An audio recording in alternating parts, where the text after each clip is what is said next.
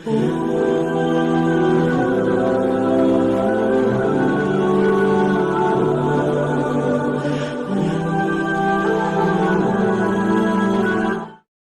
पाक फरमाती हैं, ओ मेरे नबी के गुलामों, मैंने ये रंग भी देखा है कि हुजूर ने इतना खड़े रहे, इतना क़याम किया, इतना क़याम किया कि मुकद्दस पैरों में वरम आ गए, सूज गए पैर। हम सैर करने गए तो थक गए, बात अलग है, लेकिन इबादत में ये भी तो मुस्लिम शरीफ है ना, ये भी तो दीन है ना, ये भी तो हुजूर की सुन्नत है, ये भी तो वो चीज है जो करीम की आंखों की ठंडक है। सैयदा फरमाती है पैरों में वरम आ गए, और सारी रात ही हुजूर ने नमाज पढ़ी और एक ही आयत बार बार दोहराई। मस्जिद नबी में बिलाल हबशी ने फजर की अजान दे दी और हुजूर अभी मुसल्ले पे थे। करीम फारिग हुए, मैंने अर्ज की, या रसूल अल्लाह सल्लल्लाहु अलैहि वसल्लम, आपके तो सदके अल्लाह अगले पिछलों के गुनाह माफ करेगा, तो आप इतनी आहोजारी क्यों फरमाते हैं? आप तो शफी हैं, आप तो अंबिया के इमाम हैं। तो हुजूर ने फरमाया, आयशा तुमने गिनवाया है ना मेरे अल्लाह की मुझ पर कितनी रहमत है। अफला अकूना अब्दन शुकूरा, फरमाया अगर उसने इतनी नेमतें दी हैं तो क्या मैं उसका शुक्रगुजार बंदा ना बनूं? मैं शुक्रगुजार बंदा ना बनूं उसका? फिर अगर इतनी नेमतें उसने दी हैं, मुझे इतना नवाजा है, तो फिर मैं उसके सामने सजदे ना करूं? ओ मेरे भाई, बड़े काबिल फख्र लोग हैं हम कि हम नबी पाक के गुलाम हैं। हम काबिल फख्र हैं कि नबी करीम के गुलाम हैं। क्या कभी इस गुलामी के शुक्राने में भी दो नफल पढ़े कि या अल्लाह तेरा शुक्र है तूने हमें हुजूर का गुलाम बनाया है? याद रखें कि अपनी रूहानी जिंदगी को आबाद करें, इस्तिगफार पढ़ें, तस्बीहात करें। कुछ छोटे छोटे अमाल हैं, उनको अपनी जिंदगी में हिस्सा बनाएं। तिरमिजी शरीफ में हदीस है, नबी पाक सल्लल्लाहु अलैहि वसल्लम ने फरमाया 3 मरतबा सुबह, 3 मरतबा शाम औज़ु बिल्लाहि समीउल अलीम 3 दफा ये पढ़ो, और 1 दफा सूरत हशर की आखिरी 3 आयात, वल्लाहुल्लज़ी ला इलाहा इल्लाहु आलिमुल गैबि वश्शहादति हुवर रहमानुर रहीम। औज़ु बिल्लाहि मिनश शैतानिर रजीम है ना, इसको पढ़ना है औज़ु बिल्लाहि समीउल अलीम मिनश शैतानिर रजीम। फरमाया 3 दफा इसको पढ़ो और 1 दफा सूरह हशर की 3 आयतें, 1 दफा सुबह और 1 दफा शाम। सुबह क्या है, शाम क्या है? तो आला हज़रत बरेलवी फरमाते हैं सुबह से मुराद है आधी रात ढलने से लेकर सूरज निकलने तक। आधी रात ढलने से लेकर यानी तहज्जुद का टाइम से लेकर सूरज और शाम क्या है? दोपहर ढलने से लेकर मगरिब की आजान तक, ये शाम है। अब सुन लें, ये तिरमिजी की हदीस है सियासता की।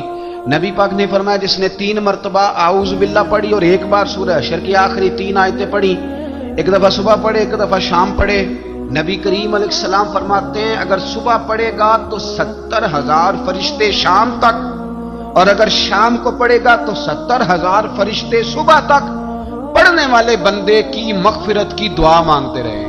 चले, मैं तो इस बात पे भी बड़ा राजी हूं कि पहली दफा अहले सुन्नत में ऐसा हो रहा है कि वजीफा मिलने पर लोग नारे लगा रहे हैं, वरना वजीफा बताएं तो कहने अभी पढ़ांगे पर कोई तवीज भी लेके छड़ो माड़ा गया।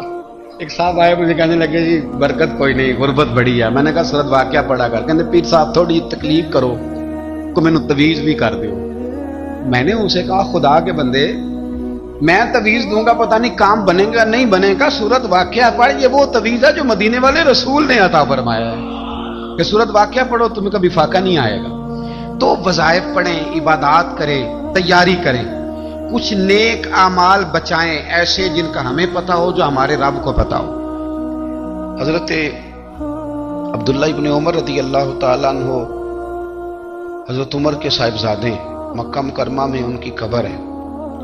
मैंने जब उन्हें पढ़ा तो मुझे उनसे बड़ा प्यार हो गया, लेकिन आपको पता है वहां जाके किसी शख्स का मजार तलाश करना या पूछना एक मुश्किल काम होता है। तो एक दफा मैं मक्का शरीफ में हाजिर था, तो एक गाड़ी वाला ड्राइवर मुझे कहने लगा कि मौलाना मैं आपको जानता हूँ, मुझे आपसे मोहब्बत है, एक बात बताऊं आपको। मैंने कहा बताओ। कहने लगे हज़रत अब्दुल्ला इब्न उमर की कब्र देखनी है। मैंने कहा ये तू नहीं कह रहा, ये किसी ने बंदोबस्त कराया है, ये अल्लाह ने तेरे दिल में बात डाली है, ये हो गया तू ले चल मुझे। हजरत अब्दुल्ला इब्न उमर को नबी पाक ने फरमाया था राजुलुन सालिह, ये नेक बंदा है, ये मुत्तकी आदमी, حضرت عبداللہ ابن عمر رضی اللہ تعالیٰ عنہ سیدنا فاروق اعظم رضی اللہ تعالیٰ عنہ کے صاحبزادے ہیں، اور ان کی ہمشیرہ سیدہ حفصہ رضی اللہ تعالیٰ عنہ حضور کی زوجہ محترمہ۔ ایک دن اپنی ہمشیرہ سے کہنے لگے کہ نبی کریم صلی اللہ تعالیٰ علیہ وسلم گھر میں آئے نا، اور اگر حضور غم امت میں پریشان نہ ہوں، طبیعت کو حشاش بشاش دیکھو، تو ذرا پوچھنا تو صحیح حضور کا میرے بارے میں کیا خیال، پوچھنا تو صحیح کہ کریم کی بارگاہ میں میرا کیا مقام ہے، میرے بارے میں حضور کیا فرماتے ہیں۔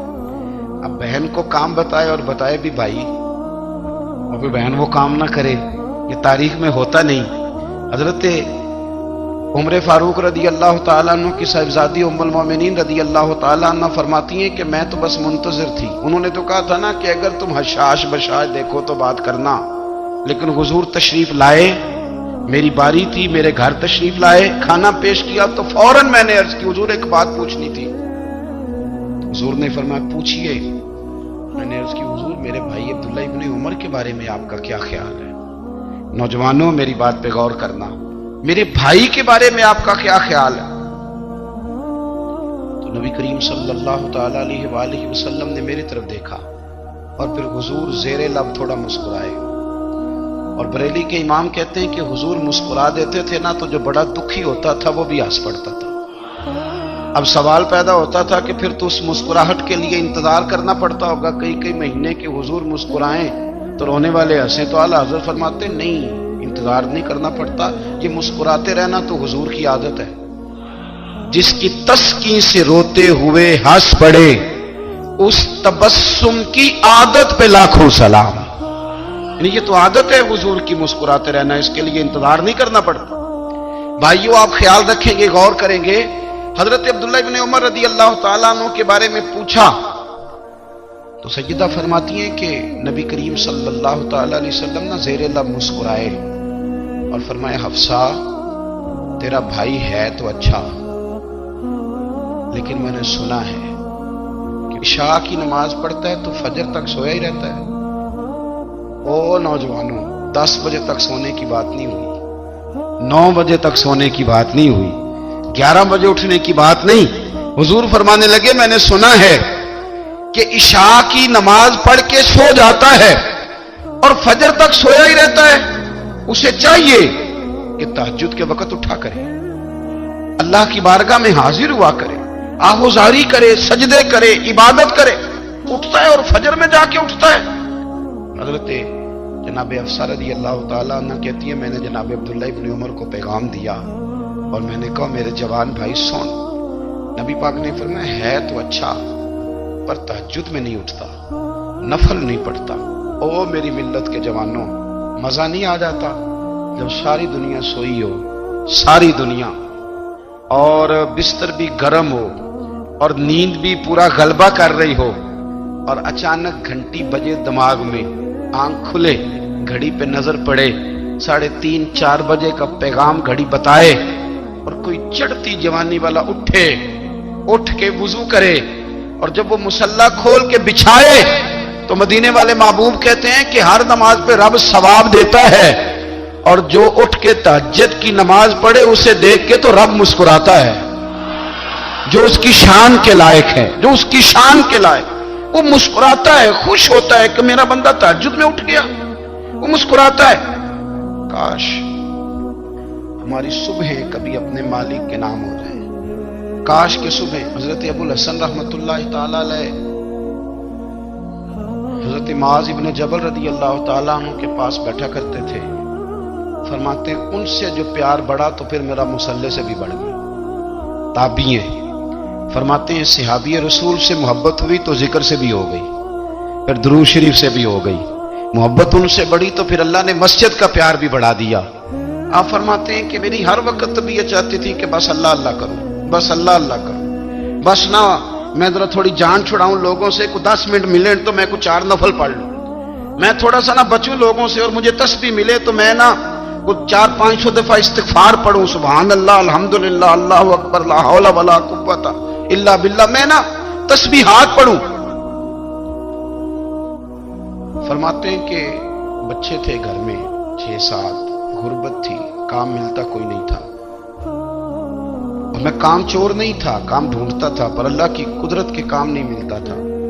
فرماتے ہیں کہ میں نے ایک دن اپنی اہلیہ سے کہا کہ آج میں پھر جاتا ہوں کام ڈھونڈنے، تو میری بیوی بڑی فرما بردار تھی، پر اس دن نہ غربت کے ہاتھوں تنگ آ کے کہنے لگی، آج نانا کوئی تو چیز لے کے آیا، تو مجھ سے بچوں کی بھوک نہیں دیکھی جاتی، سب روگاں دا روگ محمد جس دا نام غریبی، کنڈ بلا کے لنگ جاندے نہیں دوست یار قریبی، آج نہ کچھ لے کے آیا تو میں بچے لے کے میکے چلی جاؤں گی۔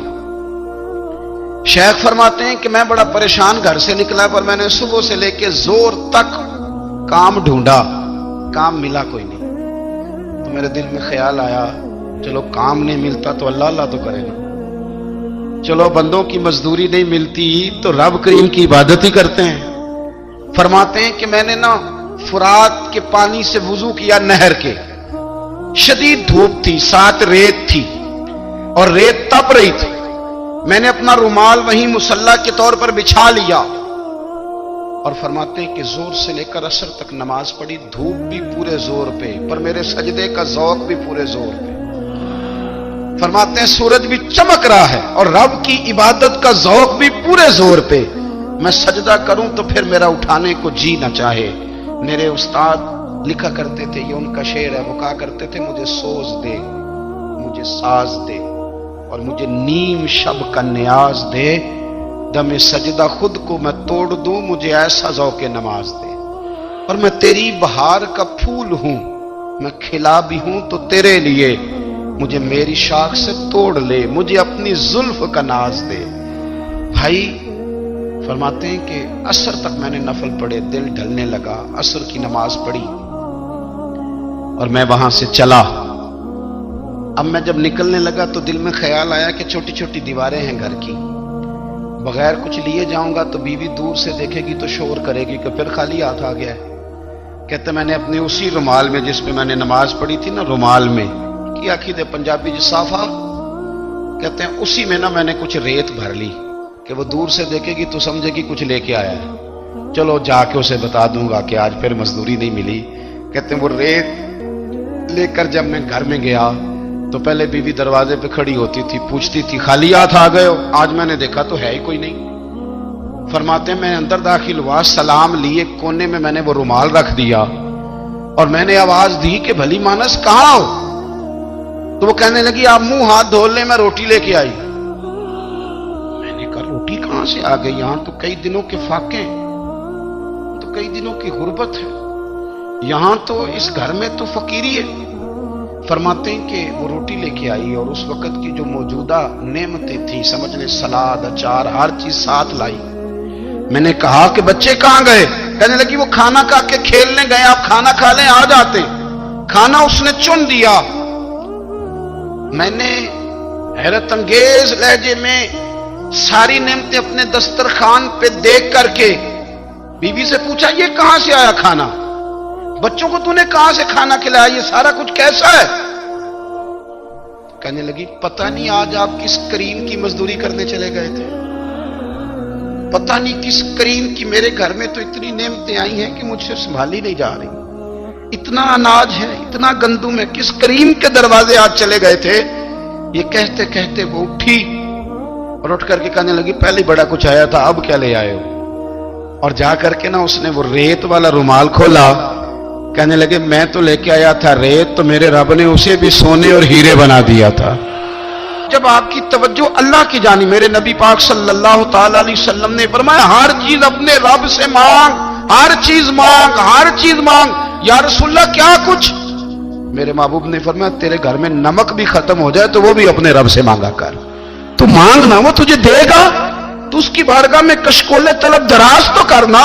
اور ترمذی شریف میں عجیب لفظ ہے، رسول کائنات نے فرمایا، رب کریم فرماتا ہے جب میرا بندہ ہاتھ اٹھاتا ہے نا تو مجھے حیا آتی ہے کہ میں خالی کیسے لوٹا دوں اس کے۔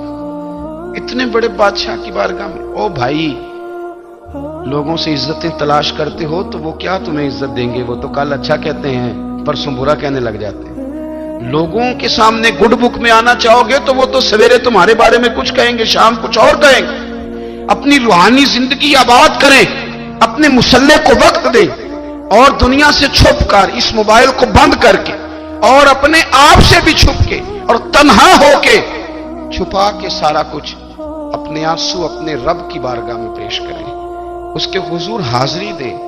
سنو نا ترمذی کی حدیث، اور اسے یاد رکھنا، نبی پاک علیہ السلام نے فرمایا اپنے دکھ لوگوں کے سامنے نہ بیان کرنا، سیٹھوں نوابوں کو نہ بتاتے پھرنا، دنیا داروں کے سامنے جا کے نہ رونا کہ میں تکلیف میں ہوں۔ فرمایا اگر دنیا داروں کو دکھ بتاؤ گے رب تمہیں کبھی غنی نہیں کرے گا، اور لوگ ہیں کہ الٹا مذاق اڑائیں گے۔ آپ کی جس سے بڑی پکی یاری ہے نا، پکی، وہ تب تک پکی ہے جب تک آپ نے 50,000 مانگا نہیں، اور جس وقت آپ نے کہہ دیا کہ میں مجبور ہوں میری مدد کر، تو پھر ختم ہو گئی دوستی۔ لوگوں کی تعلقات آپ کے ساتھ تب تک ہیں جب تک آپ ان سے کوئی ضرورت وابستہ نہیں کرتے۔ کریم محبوب فرمانے لگے بندوں کے سامنے دکھ نہ بیان کرنا، اللہ تجھے کبھی غنی نہیں کرے گا، تو اپنے دکھ اپنے رب کو بتا، تو دعائیں مانگ، تو اس کی بارگاہ میں حاضر ہو، تو اس کے حضور عرض کر۔ فرمایا اپنے دکھ اپنے رب کو بتا، وہ جلدی کرے یا دیر سے کرے تجھے ساری دنیا سے بے نیاز کر دے گا، تجھے کسی کا محتاج نہیں رہنے دے گا۔ اپنے مسلح کو، اپنی دعاؤں، ایک بزرگ فرماتے ہیں میں نے دعا مانگنے کا طریقہ اپنی بیوی سے سیکھا۔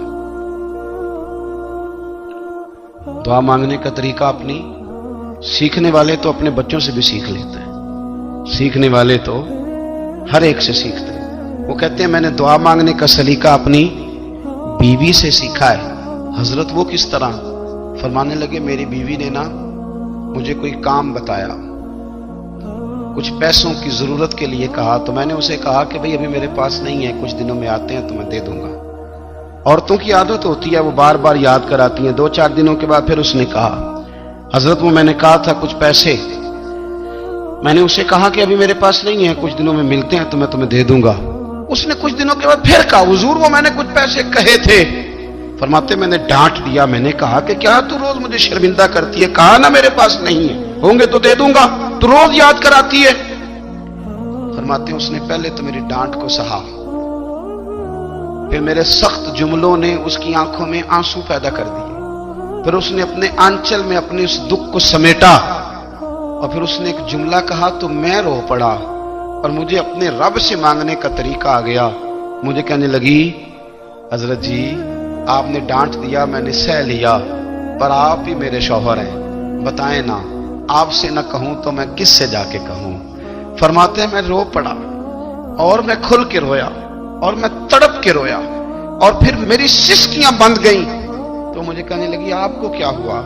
میں نے کہا مجھے بھی دعا مانگنی آ گئی ہے، جب میں اسے کہوں گا نا اللہ تو ہی میرا رب ہے، میں تجھ سے نہ کہوں تو میں کس سے جا کے کہوں؟ میں کیوں کسی بندے سے سوال کروں؟ میں کیوں کسی دنیا دار سے کہوں؟ میں تیرے بندوں کا، نیک بندوں کا وسیلہ لے کے، تیرے محبوب کی غلامی لے کے تیری بارگاہ میں آیا، تجھ سے نہ مانگوں تو کس سے مانگوں؟ سمجھ آ گئی ہے جب میں اس رنگ میں مانگوں گا تو میرا رب میرے اوپر بڑا ہی فضل فرمائے گا، وہ میرے اوپر بڑی رحمت کرے گا، وہ میرے لیے آسانیاں کرے گا۔ عزیز دوستو، ہم اس طرح کرنے لگ گئے ہیں کہ ہم نے نا اپنے تعلقات پر اعتماد کرنا شروع کر دیا ہے۔ میرے تعلقات بہت ہیں، ہم نے اپنی دولت پر اعتماد کرنا شروع کر دیا ہے، میرے پاس دولت بہت ہے۔ ہم نے اپنے علم پر، اپنی شہرت پر اعتماد کرنا شروع کر دیا ہے کہ میرے پاس فلاں چیز بہت ہے۔ یاد رکھنا جب بے نیاز اپنی صفت بے نیازی دکھاتا ہے تو بڑی بڑی دولتوں والے مجبور نظر آتے ہیں۔ بھائیو جب انسان کا رشتہ اپنے مالک کے ساتھ ہوتا ہے پھر تو غم بھی کچھ نہیں کہتے، پریشانیاں بھی کچھ نہیں کہتی، پھر تو زندگی صبر والی، پھر تو زندگی توکل والی، پھر تو زندگی بھروسے والی، پھر انسان اپنے آپ کو رسوا نہیں کرتا، دنیا داروں سے امیدیں اس کی ختم ہو جاتی، امیدیں اللہ رسول سے لگا لیتا، مضبوط ہو جاتا ہے، مضبوط، طاقتور ہو جاتا ہے، خوددار ہو جاتا ہے، باوقار باعزت ہو جاتا ہے۔ حضرت بہلول دانا رحمت اللہ علیہ بیٹھے تھے تو ہارون رشید حج کر کے آ رہا تھا،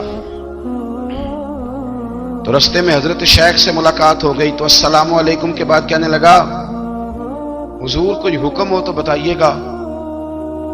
تو حضرت بہلول دانا فرمانے لگے تیرا رب کون ہے؟ اس نے کہا اللہ۔ تو فرمایا میرا کون ہے؟ کہا اللہ۔ فرمانے لگے تو بڑا ہی بیوقوف ہے، کیا تو یہ سمجھتا ہے کہ رب ہارون رشید کو تو دے گا اور بہلول دانا کو بھول جائے گا؟